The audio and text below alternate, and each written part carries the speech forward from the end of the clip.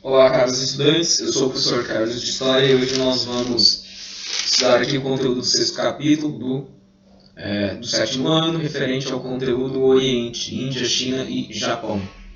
Bom, primeiramente o que a gente tem que falar sobre esse tema é sobre a diversidade em várias nuances dessas nações, desses países, né, que ficam dentro do continente asiático, que é o maior continente em extensão territorial e é o maior continente também em número de habitantes, né? De cada 3 habitantes que existem no mundo, cerca de 2 são asiáticos. Então, a gente vai falar um pouco sobre esse continente e esses 3 principais povos deste continente, né? Então, por ser um continente grande, milenar, é um continente diverso, tem vários povos, várias etnias, várias culturas, várias religiões, várias ciências, vários modos de produção. Bom, a gente vai falar um pouco sobre cada um desses três países. Bom, aqui a gente tem um mapa aqui do continente asiático, né? E aqui dentro dele consta aqui, né, a Península Arábica, né? Boa parte da Rússia fica, aliás, a maior parte da Rússia fica no continente asiático, e uma pequena parte fica no continente europeu.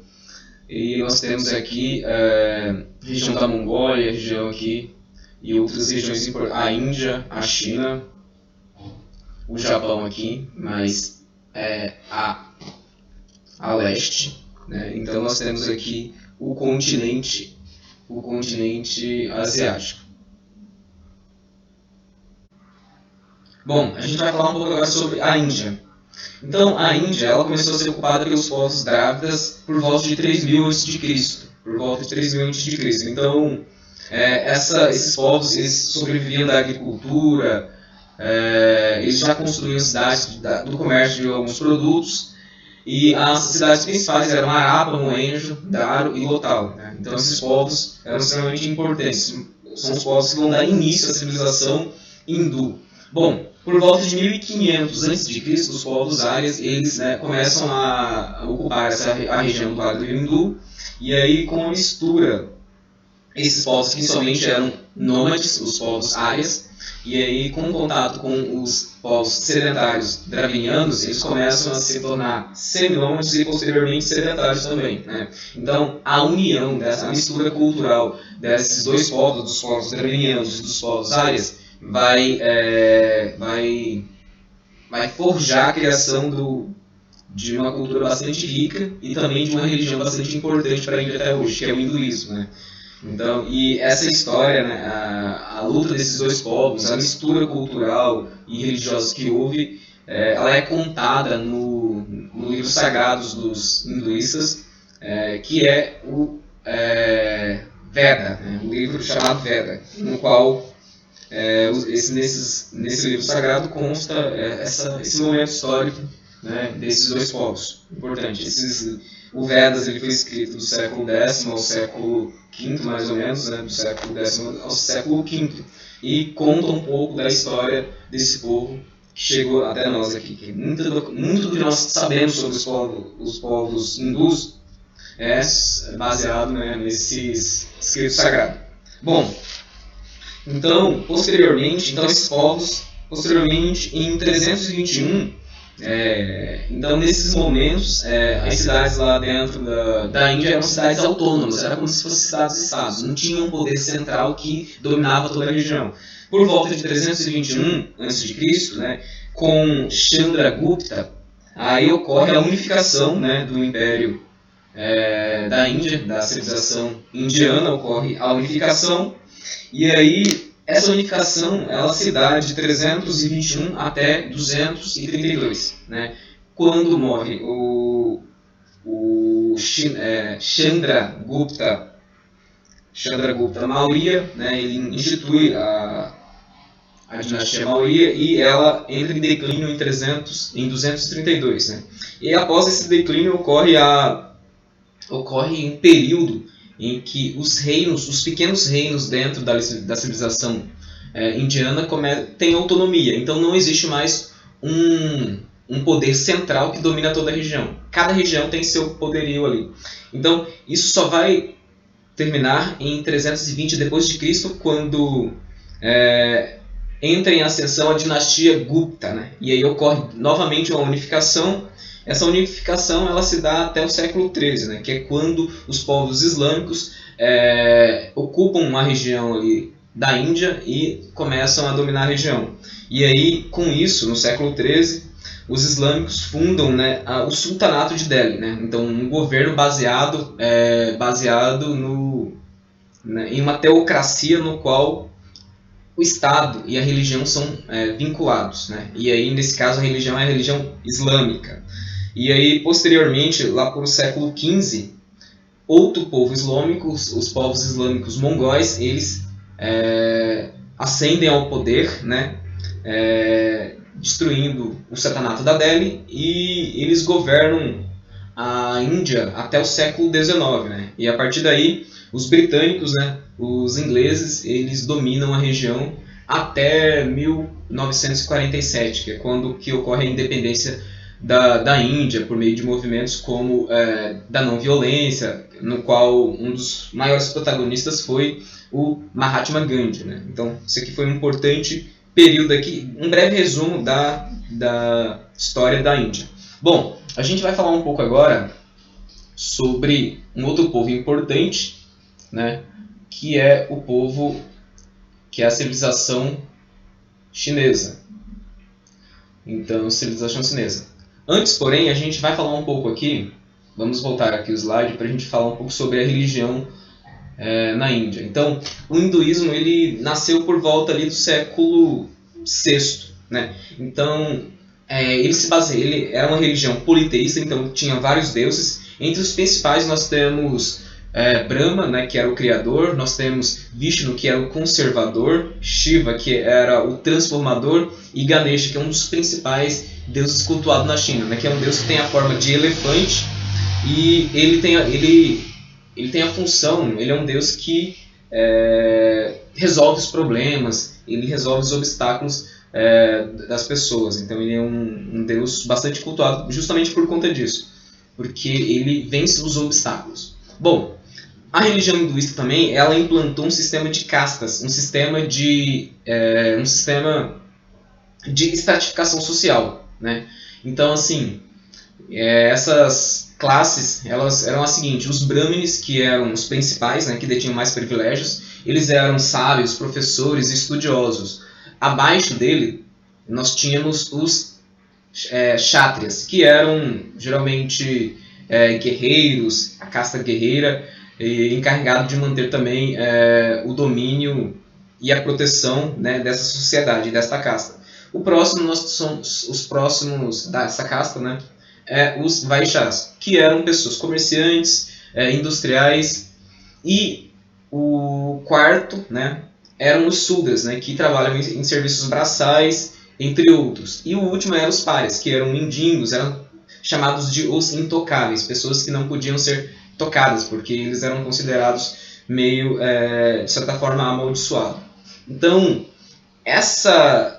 por conta disso, né, o hinduísmo, como era muito forte, existia essas castas, não era permitido que uma pessoa, por exemplo, que nascesse na casta dos Sudras, né, que trabalhavam em serviços braçais, que ele ascendesse para a classe dos Brahmanes. Mesmo que ele se tornasse rico, se ele estudasse bastante, nasceu naquela classe, você ficaria lá até a morte. A única possibilidade de sair de uma classe para outra era por meio da reencarnação. Então, os hinduístas, eles acreditavam na reencarnação. Uma outra religião importante que ocorreu ali dentro da Índia foi o jainismo, né, que foi criado e disseminado por Maravita. Então, essa religião, o jainismo, ele não tem um deus. Diferentemente do hinduísmo, não tem um deus. Então, é uma religião que prega a não violência, que prega a meditação, a prática de coisas boas, para que as pessoas, né, elas atinjam uma espiritualidade e uma felicidade bastante forte, ou seja, para que elas entrem em equilíbrio, através da não violência, através da prática de coisas boas, você consegue ter um equilíbrio terreno e celestial. Então nós temos essas duas principais religiões, tá? E o budismo também, o budismo que nasceu na Índia, né?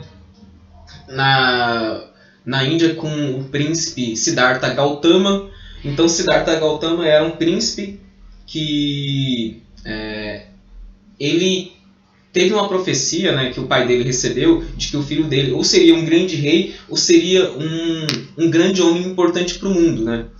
E como o rei não queria que Siddhartha Gautama deixasse de ser rei e fosse perambular pelo mundo ensinando sua religião, ele meio que deixou o príncipe preso no seu palácio. Nesse palácio, ele não via nada de ruim que acontecia no mundo. Ele não sabia o que era doença, não sabia o que era tristeza, não sabia o que era morte, não sabia o que era dor. Então, assim, como ele ficou preso nesse castelo, ele não conhecia isso. E aí ele decidiu fugir do castelo, então ele começou a sair.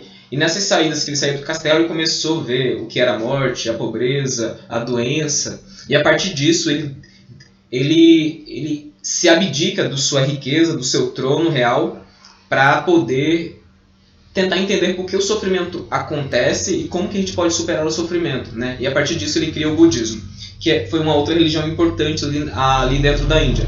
Três religiões foram importantes dentro da Índia: o budismo, o jainismo e o hinduísmo. Então vamos aqui falar um pouco sobre a China. Bom, a China foi uma importante civilização.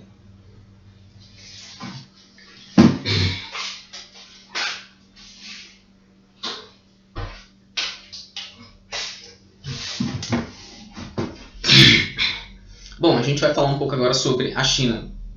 Então a China foi uma importante civilização também ali dentro do continente asiático, uma civilização milenar. Então a China, como nós temos aqui no mapa, por volta do ano 2000 ocorreu a formação de pequenos povoados ali dentro do Rio Amarelo.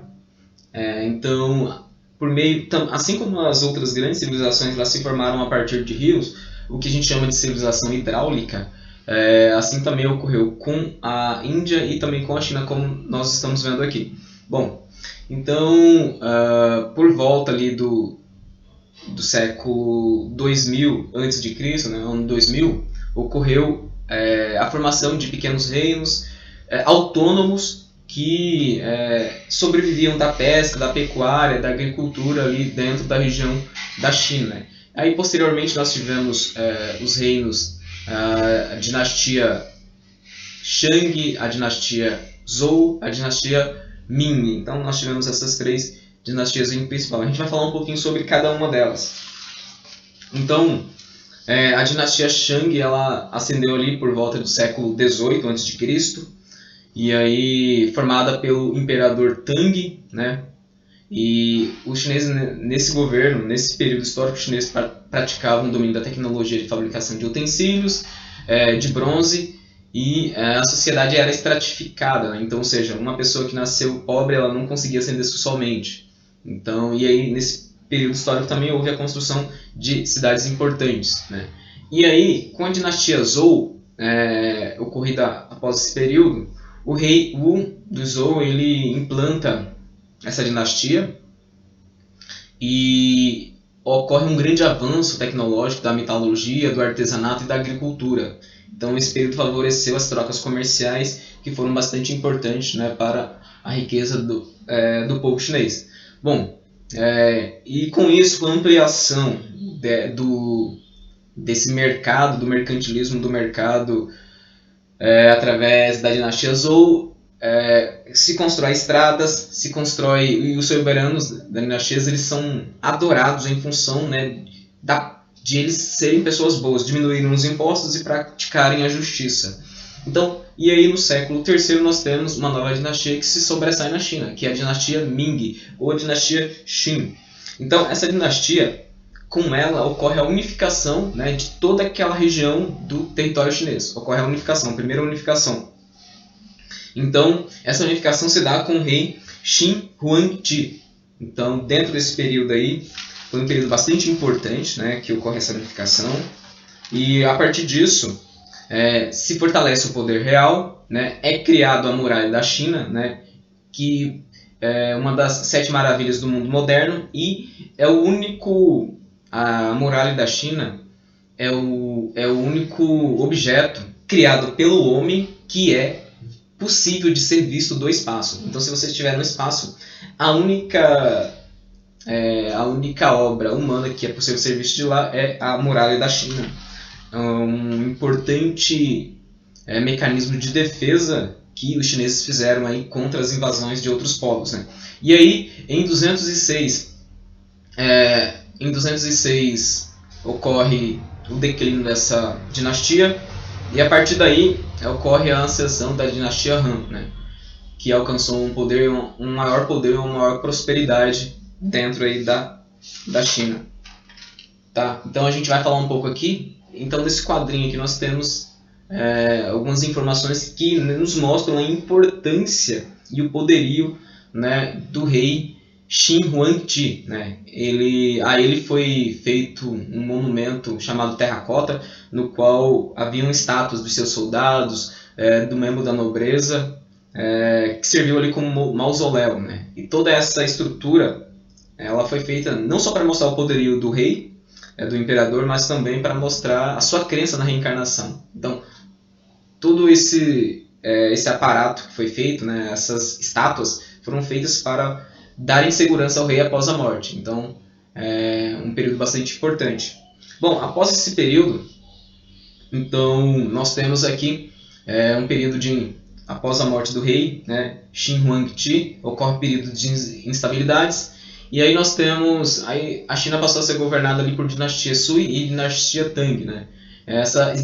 Essas dinastias se expandiram aí do século VII ao século X, e aí a China, por volta do século XII ao século XIV, a China esteve sob o domínio dos povos mongol. Então, os povos mongóis, então foi um período em que a China, né, perdeu a sua autonomia, o Império Chinês perdeu a sua autonomia para um reino estrangeiro, né, para o reino dos mongóis.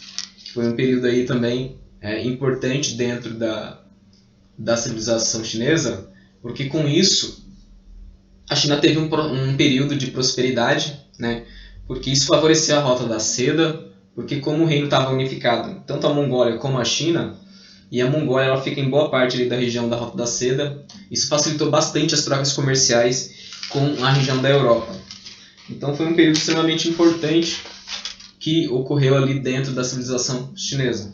Bom, e aí nessas rotas eles se comercializavam principalmente produtos de cerâmica que os chineses vendiam para os outros povos, né, principalmente povos ali da Europa, os povos árabes. Produtos de seda, produtos de cerâmica, de porcelana eram produtos que os chineses exportavam. E os chineses importavam, eles trocavam esses produtos em ouro, em peças preciosas, tapetes persas, entre outros produtos advindos ali da região mais a oeste do continente asiático e a região ocidental do continente europeu. Bom, aqui nós temos a Rota da Seda, que fala algumas coisas importantes sobre esse processo. E aqui, sobre a religião da China, a gente vai falar. Então, na China nasceram duas importantes religiões que são cultuadas até hoje. Uma é o taoísmo, né? Tao significa caminho, significa via, significa princípio. Então, o taoísmo, ele acredita, é uma filosofia criada por Lao Tse, né? Então, essa é uma religião, no entanto, ela não tem um deus, né? Existe uma outra religião que também nasceu na China, que é a religião baseada nas ideias de Confúcio, né? O confucionismo. Então, nós temos o taoísmo e o confucionismo. Essas duas religiões, elas não são religiões teístas, né? Elas não têm um deus. Por exemplo, o taoísmo acredita que dentro do ser humano existem duas energias, uma negativa e uma positiva, o yin e o yang. E assim, através da meditação, da prática de boas ações, nós conseguimos equilibrar essas energias e atingir uma espiritualidade que nos conecte com o divino, né? Com algo divinal, que pode ser, que não é um deus necessariamente, é a paz interior que você tem. Nós temos também o confucionismo, que está ligado ao conhecimento. Então, as ideias de Confúcio é um tipo de religião que se baseia no conhecimento dos sábios, dos antigos, para que a gente possa atingir um equilíbrio, uma harmonia espiritual e de vida, uma harmonia interna. Então, nós temos essas duas principais religiões que nasceram na China, tá? E posteriormente o budismo também, que nasceu na Índia, mas teve bastante influência dentro da região da China. Então isso é importante. Basicamente todas essas religiões elas nasceram ali no século VI a.C. Vamos falar agora sobre o Japão, né? Então o Japão é um arquipélago, né? Um arquipélago com várias ilhas dentro ali da Ásia. Então, como o texto fala aqui, por volta de 11 mil anos atrás, aquela região começou a ser povoada, né? E aí, no século VII, ocorre a unificação da China com as reformas Taika, né? Então, e aí dentro desse período ocorrem várias reformas, construção de estradas, construção de palácios, entre outros. Nesse período também ocorre a ascensão do budismo ali dentro do Japão, tá? Um fator importante. Então, a partir do século VIII, o Japão passou por mudanças, tendo sendo governado por Kanmu. Então, e a principal cidade era desse período, né, em que o Kanmu ele reinou, era a cidade de Kyoto. Bom, e aí nesse período a gente chama esse período de período Heian, tá? Então foi um período importante aqui dentro do Japão, tá? Então o Japão também no final do século IX, as reformas taicas elas perdem força, né? E o Japão, que estava unificado dentro daquele período, ele começa a se fragmentar, né? Começa a se tornar mais medieval, em que os senhores feudais, os grandes proprietários de terra começam realmente a dominar de forma efetiva aquela região, e não o imperador, né? Então o imperador vira uma pessoa caricata, sem poder algum, e esses grandes fazendeiros eles começam a ter poder. E esses grandes fazendeiros, eles contratam guerreiros para proteger as suas fazendas, né? Então, esses guerreiros a gente chama de samurais, tá? E esses senhores de terra a gente chamava de shogun. Então, o shogun, eles eram os principais senhores de terras lá que dominaram a região. Com o tempo, eles eram descendentes de nobres. Com o tempo, uma nova nobreza, também proprietários de terras, começa a ter domínio ali, que é os daimyos. Então, entre brigas entre um e outros aí, esse período ele ocorre até o século XIX, tá? Em que a China fica sobre esse domínio, ou melhor, em que o Japão fica sob o domínio, né, do shogunato e por vezes dos daimyos também. Então, a partir disso, no século XIX, esse período entra em declínio, o shogunato entra em declínio, e a gente começa lá ocorre as outras reformas importantes, como a reforma Meiji, que começa a modernizar o Japão e também começa a abrir o Japão para o mercado externo. Lembrando que no século XIX, uma esquadra dos Estados Unidos se aportou ali na região do Japão, tentando obrigar e persuadir os japoneses a abrirem os seus mercados para o mundo, né? Não só os Estados Unidos, mas as nações europeias também tinham interesse de obrigar o Japão a se abrirem para o comércio no mundo. Bom, uma coisa que eu esqueci de falar, que é importante a gente salientar aqui, é sobre a religião do Japão. A religião tradicional do Japão é o Shintoísmo, né? Shinto significa caminho dos deuses. Então é uma religião também teísta, ou seja, ela não tem um deus. Ela acredita que o Deus está em tudo, está nas pedras, nos animais, nas pessoas. Então é uma religião que baseada na ancestralidade, no culto aos mortos, no culto à natureza. Então é uma religião muito importante para os chineses que até hoje é cultuada, né? E também o budismo ele ascendeu ali dentro do Japão, ficou bastante forte. Então a religião tradicional dos japoneses é o Shintoísmo, e o budismo também, que nasceu na Índia, ele se espalhou ali no continente asiático todo, inclusive aqui no Japão. Bom, a gente vai falar um pouco agora sobre o contato dos povos asiáticos com os portugueses, ou melhor, o contato dos portugueses com os povos asiáticos. Então, os portugueses do século XVI, XVII, os portugueses no século XV, XVI e XVII, eles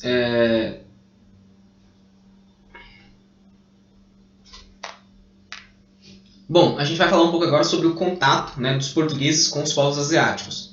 Entre o século XV e século XVII, esse contato foi bastante efetivo, né? Então, a gente lembra aqui que no século XV, em 1498, Vasco da Gama consegue chegar à Índia, né, a região das Índias. Então, chegando nessa região, ele estabelece contatos com esses povos, né, da civilização indiana, e começa a ter relações comerciais. Esse contato ele é forçado, né? Então os portugueses utilizam assim, da força, da guerra, para conseguir domínio sobre aquela região. Primeiramente eles expulsam os povos islâmicos que estavam no poder naquela região, e aí começam a fundar feitorias, entrepostos comerciais, para poder comercializar